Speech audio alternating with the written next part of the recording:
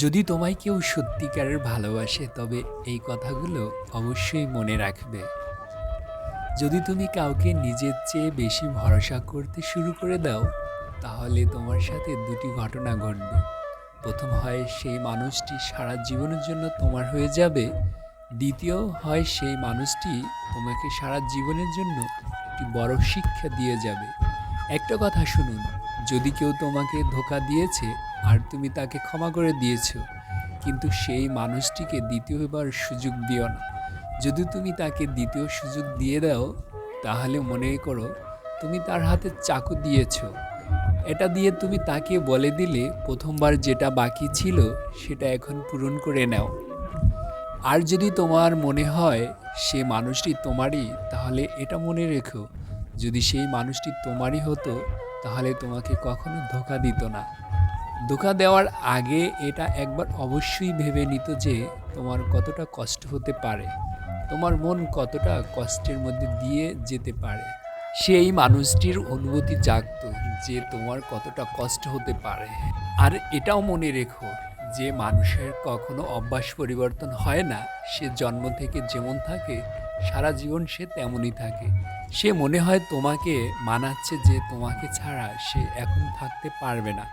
এজন্যে মনে রেখো, দ্বিতীয় সুযোগ দেওয়াতে তোমার জীবনে অনেক খারাপ কিছু ঘটতে পারে। আচ্ছা, একটা কথা বলো, যদি তোমার প্রথম ভালোবাসা সত্যি হয়, তাহলে দ্বিতীয় ভালোবাসা মনে আছে কেন? আর যদি দ্বিতীয় ভালোবাসা ভালো হয়, তাহলে প্রথম ভালোবাসা এখনো সাথে আছে কেন? যদি তুমি কাউকে ভালোবাসো, তাহলে তুমি তার উপর কোনো প্রকার করুণা করো না। তাকে মজবুর করো সে যেন তোমাকে সবসময় মনে করে, তোমার সাথে কথা বলে। কখনো কখনো তুমি একেবারে চুপ হয়ে যাও আর সামনের জনকে এটা ফিল করতে দাও যে তোমাকে ছাড়া তার জীবন কেমন হয়ে গেছে। যেন একটা কামাল করে দেওয়ার মতো মানুষ একটা কামাল করে দেওয়ার মতো কথা বলেছিল।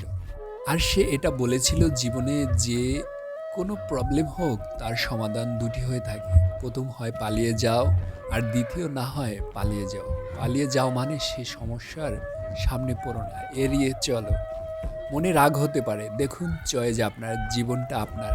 কিন্তু একটা কথা আপনাকে আমি বুঝাতে পারি, ধরুন যদি আপনার সামনে থেকে গাড়ি আসে আর যদি আপনি চোখ বন্ধ করে নেন, তাহলে অ্যাক্সিডেন্ট হওয়া থেকে আপনি বাঁচতে পারবেন না। মনে রাখবেন, সমস্যার সমাধান করলে তবেই সমস্যা আপনার পিছন ছাড়বে।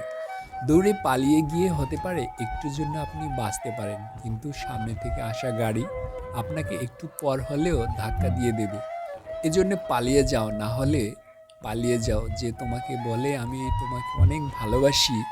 দ্বিতীয় না হয় সেই মানুষটি তোমাকে সারা জীবনের জন্য একটি বড় শিক্ষা দিয়ে যাবে। তো আমার মজবুরি, আমি তোমাকে বিয়ে করতে পারবো না। তাহলে বলছি, আমার কথা কিছু মনে করো না, প্লিজ। তার জীবন থেকে যত তাড়াতাড়ি সম্ভব বেরিয়ে যাও। এমন মানুষ তোমাকে ভালোবাসতে পারে না। আগে ভয় পেতাম একাকিত্বের, এখন ভয় পাই ভুল মানুষের সঙ্গ। খারাপ সময়টা থাকবে না, হয়তো দ্রুত কেটে যাবে। এরই মাঝে প্রিয় মানুষগুলো চেনা হয়ে যাবে। জীবনে টাকা ইনকাম করো আর নাই বা করো, নিজের প্রতি সৎ থাকো, এতে তোমার কুড়ে গেলেও শান্তির ঘুম হবে। যারা স্বার্থের বিনিময়ে সম্পর্ক রাখে তারা আকাশের মতো যে কোনো সময় রং বদলাতে পারে।